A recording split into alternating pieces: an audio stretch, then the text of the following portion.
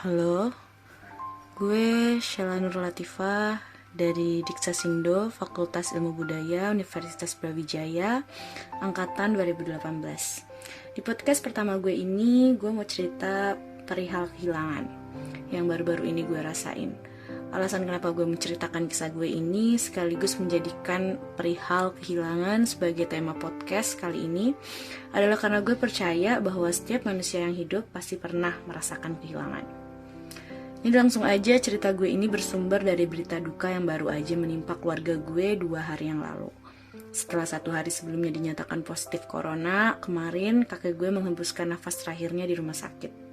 Gak banyak yang bisa gue ceritain tentang proses meninggalnya kakek gue, jadi gue akan membahas perasaan kehilangan ini secara general. Menurut gue, ketika kita kehilangan, otak kita akan memproses 3 tahapan. Tahapan pertama adalah processing. Ya, beda sama cerita di TV-TV atau yang biasa kita baca di novel-novel ketika dapat kabar kehilangan, orang bakal pingsan atau nangis-nangis. Gue butuh lebih banyak waktu untuk memproses dulu informasi yang gue dapat, kemudian gue tumpahin jadi sebuah tindakan atau emosi. Yang pertama kali terlintas di kepala gue ketika gue dapat kabar bahwa kakek gue udah gak ada, itu adalah proyeksi kakek gue yang selama ini ada di kepala gue. Mulai dari wajahnya, senyumnya, momen-momen gue bareng dia, sampai ke bau parfumnya yang khas banget dan makanan kesukaannya.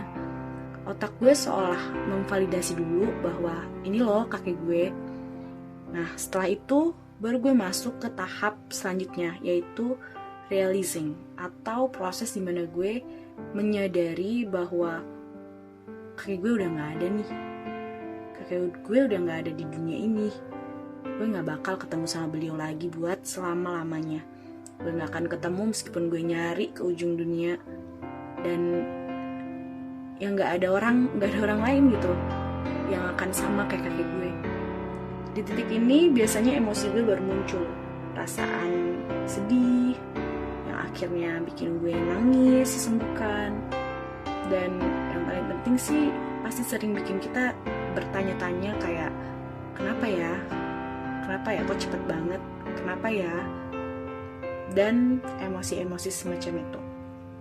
Lamanya waktu gue untuk realizing atau mentransfer imajinasi gue tadi ke dalam bentuk emosi itu macam-macam, tergantung sebesar atau sekuat apa proyeksi yang hilang itu di kepala gue. Makin besar berarti pasti akan bikin gue sedih lebih lama. Nah, kalau udah gue sedih ini, nantinya seiring waktu sedih gue akan memuncak, kemudian menurun. Nah, ketika emosi gue udah mulai menurun, disitulah gue masuk tahap accepting. Akhirnya gue menerima bahwa ya udah nggak ada. Gue harus gimana? Gue udah nggak punya kakek lagi. Jadi setelah gue masuk ke tahap accepting ini, gue akan mencoba menerima keadaan gue sekarang. Menurut gue kehilangan itu wujudnya kayak cacat secara psikis. Kayak lo gak bisa nge-replace orang yang udah hilang, meskipun sama sesuatu yang bentuknya sama percis. Dan karena itu juga yang bisa gue lakuin adalah ya mencoba berdamai dengan kehilangan yang gue rasain. Sekarang ini gue masih di tahap yang kedua. Gue masih di tahap sedih. Walaupun gue tetap bisa makan, melihat Twitter, nge-scroll TikTok, bahkan bikin podcast ini, tapi sesekali gue masih tiba-tiba nangis kalau keinget sama kakek gue. Nah, kalau lo gimana? Oh iya, satu lagi, jangan lupa ya untuk tetap stay safe dan ikutin protokol kesehatan. Semoga kita selalu sehat dan pandemi ini segera berakhir.